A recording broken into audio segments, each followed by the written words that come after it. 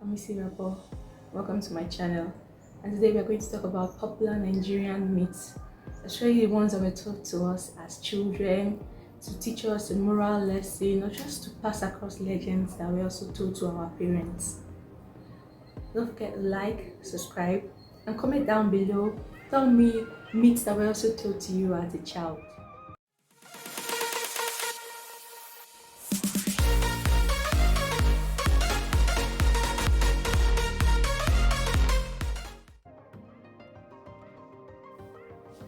Today's first myth is Madam Coin Coin. That one was primarily told to boarding house students. If you went to boarding house or even if you did extension in JSS3 and SS3, you're probably very familiar with this myth. Okay, so Madam Coin Coin was basically a myth about a wicked house mistress in a school, and she was known to wear red, but especially red shoes. There was a particular shoe she used to wear that was red, and she was known with it. She was very, very wicked, and the students hated her, and she had a son. So they tried different tricks, different things to get her fired, but it didn't work out. So they decided to hold a protest. While protesting, it went out of hand. They set her house on fire, not knowing that her son was inside the house. She ran in trying to save her son, and in the process of doing that, she lost her red shoes. But she was also unable to save her son's life, unfortunately. So she vowed revenge on the students and disappeared. So the legend goes now that if you're in boarding house and you hear the sound of her shoes, coin, coin, coin, it means that Mother Kwekwe is coming, and if you are awake, you have to duck under your covers and close your eyes. If not, anybody at all that is awake and that sees her, she's going to take them away forever. Yeah. I feel like that one was primarily done to prevent especially young students and younger ones in boarding house from sneaking out of boarding house. But the thing with these myths is that we don't really know their sources and how they started, so we'll never know. Second one is Mami Water. Mami Water means mother of the water. The Mami Water myth is one that is known in Nigeria. It's very popular and it's very well known. Okay, what's the myth about? The myth is about mermaids that rule over the seas and live in the marine kingdom. They rule over the marine kingdom and they have special powers that they use to entice and seduce men to either turn them into sacrifices and drown them, or to make those men their servants and their slaves and get benefits from them, or use them to do anything they want. And the myth goes that if you want to know a Mami Water, you want to know basically a marine spirit. So if you want to know a Mami Water or a marine spirit, they are always depicted as extremely fair maidens with extra long hair, very devastatingly beautiful. That's how they are depicted.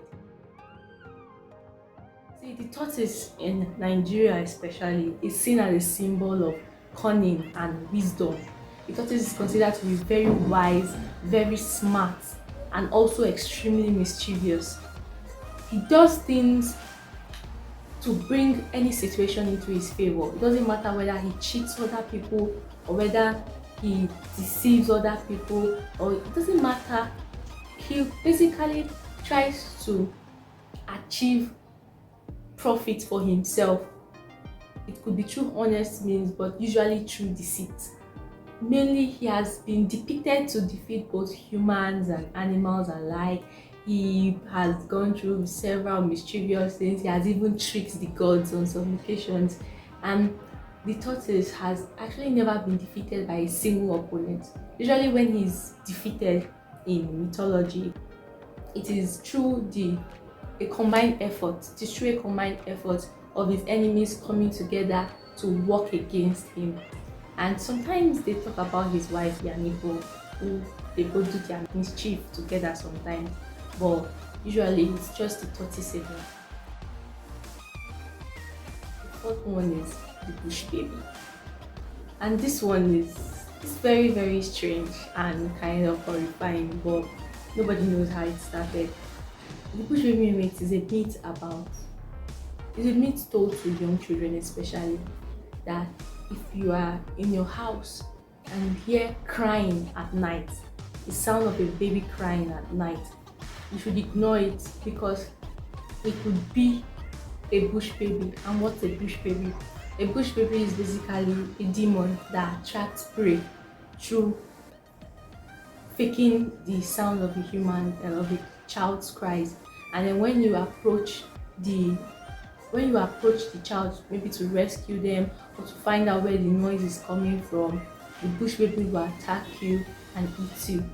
And the bush baby is usually depicted as a deformed, smallish being with red eyes and razor sharp teeth. The fifth one is the night whistling myth. This one, I feel like this one was just told to get children to stop whistling at night because sound carries at night, and this sound is actually very annoying sometimes. The children are told that if you whistle at night, it invites spirits while you sleep.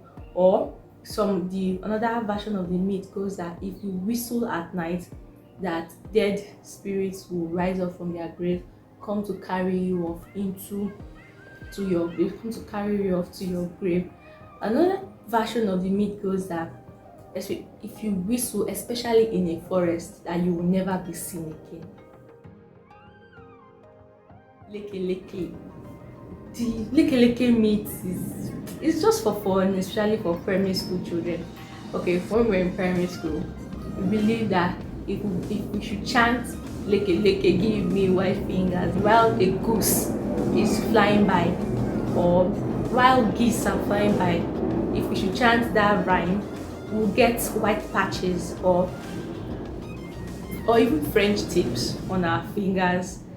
That was so fun to do. You see whole groups of children as geese are flying by in primary school, usually nursery and the earlier years of primary. You'll see children will be shouting leke leke, give me white fingers, so that they will get white patches on their fingers. And then you see people say, look, I got it. And although the white patches tend to have been there before, it was just fun, something fun to do with your classmates. 7. The myth of banjo or abiku, as they are known in some places. This one is kind of sad. The myth goes that basically the story is that if there are believed to be certain children that usually between the ages of a few months to under 12 that are believed to and then return to the same mother that previously gave birth to them, and then she will give birth to them repeatedly, but they never live past a certain age unless some particular rituals are done and some particular sacrifices are given that will tie their spirit to the earth. It's just really sad. It's a very very sad story, and it's not really one I like. Fish eyes / the coconut water myth. This one is just, I feel like it's just a very silly, ridiculous thing. So it's not a very complex myth. The myth is that if you eat fish eyes or if you drink coconut water, that you will be very very slow academically, you will be very dull, you won't do well in school, it will lead to failure, which I've drunk coconut water and I've eaten fish eyes. Trust me, that myth is very very very fun. Walking over a pregnant woman will cause her to give birth to children that resemble you, and I don't even understand the explanation for this one. This one is just something that I don't understand till now. How they feel like biology is a thing, people understand how reproduction works, right? But so you see some pregnant women moving their legs out of the way to prevent people from crossing over them and things like that, because that is still prevalent even nowadays. That belief that if you walk over a pregnant woman's leg, the child that she will give birth to will look like you, even if you're a complete stranger.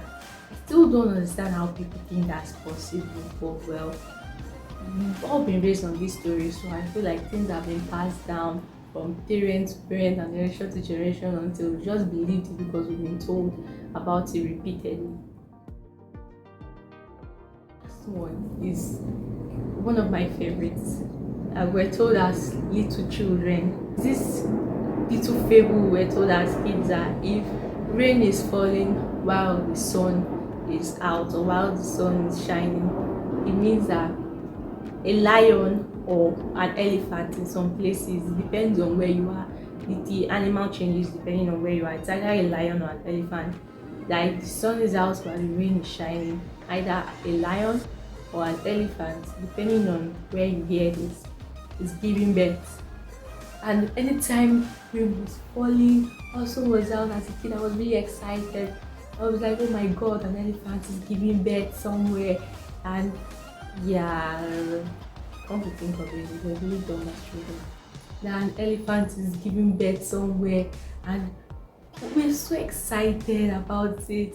And it was like double treasure because then there would also be a rainbow. So at the same time, I was like, oh my god, an elephant is giving birth, and then there's a rainbow. And I just had fun with it. Most of these things were things that I just used to tell each other stories or have fun, or things that we'll share with our classmates.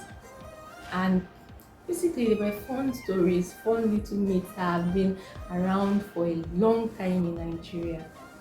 The funny thing is, most of these stories, nobody's really sure where they started or where they came from or who started them or what their origins are. But it's very rare to find a Nigerian that has not heard of at least half of these and did not believe them and was not terrified of most of these things, especially as children, primary school children. If you call like 5 primary school children, at least like 4 of them know these stories and will be terrified of them because they've been told them either by their classmates or their parents. And it's something very lovely that happens in Nigeria, where you pass stories and history down from your parents down to you, and it's very nice. Thank you for watching today's video. Please don't forget to like, subscribe, and comment your thoughts on today's topic. Tell me myths that you were also told as children that you believe, or things that were used to terrify you by your classmates that you were really scared of, especially in primary school. Bye.